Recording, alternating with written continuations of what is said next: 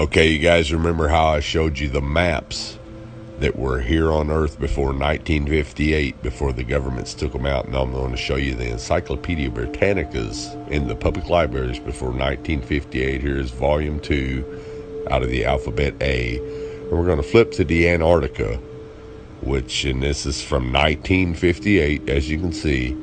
Now, we're going to flip to the Antarctica and see what the Encyclopedia Britannica from 1958, before the Antarctic Treaty, says is there. Now, you won't find this in the new encyclopedias because the government's banned them. But what I want you to notice right here is, notice how it says the flights proved inland areas to be featureless in character, with a dome 13,000 feet high at about latitude 80 degrees south, longitude 90 degrees east. Take a really close look at that. Now I'm going to zoom it in for you. When they returned to New Zealand, these flights proved the inland areas to be featureless in character, with a dome 13,000 feet high at about latitude 80 degrees south, longitude 90 degrees east.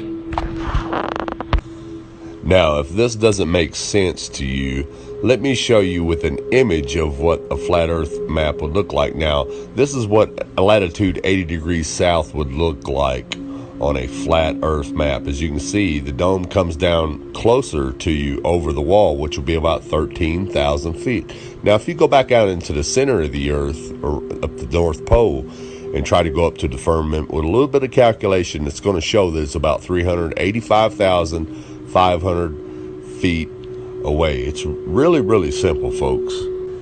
Now, if you're not familiar with any of this at all, and you're just now new to all this, you could say, well, this guy is crazy. He doesn't know what he's talking about. But what you got to ask yourself is, why do all the maps before 1958 show a flat earth with the ice wall around it and a firmament, a dome?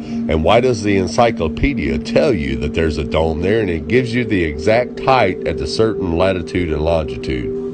Well, the reason is because in 1958, that's when all governments and all nations of the world signed the UN treaty to ban all civilians from going to the Antarctica, and NASA came in and erased everything, just like they're erasing everything today.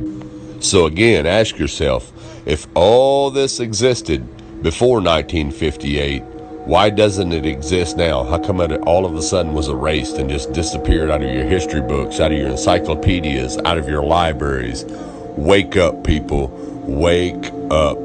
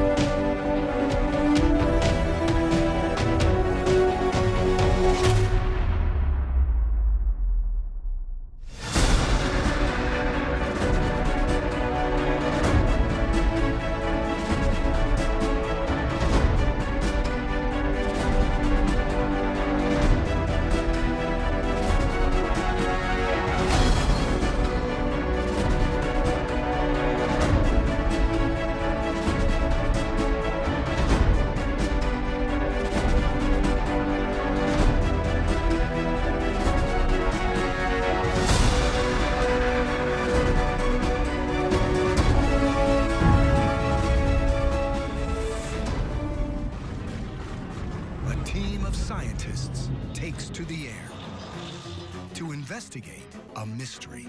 I reported it, and nobody had believed me. They're trying to catch a burst of energy so fleeting and hard to see that scientists call it by the ethereal name of Sprite. The bolts that cause sprites are super bolts, the kind of lightning that will blow your TV sky high. Nova takes to the air on a quest to record these elusive events. For an instant, a giant red flash appeared.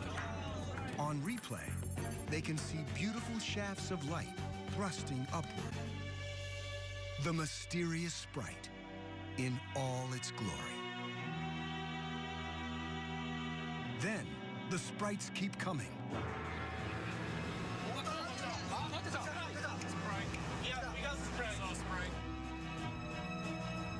On board, the team reviews the stunning and unique images.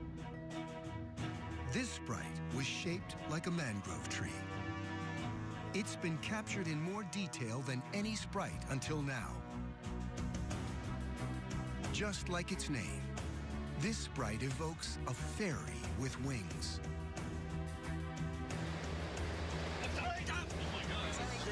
Yeah, very big jellyfish. It's pretty. Very pretty.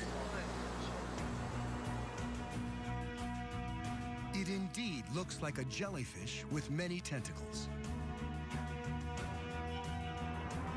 Sprites of many different forms appear, one after another.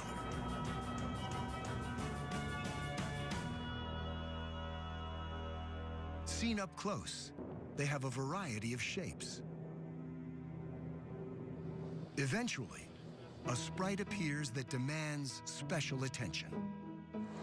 This is spectacular.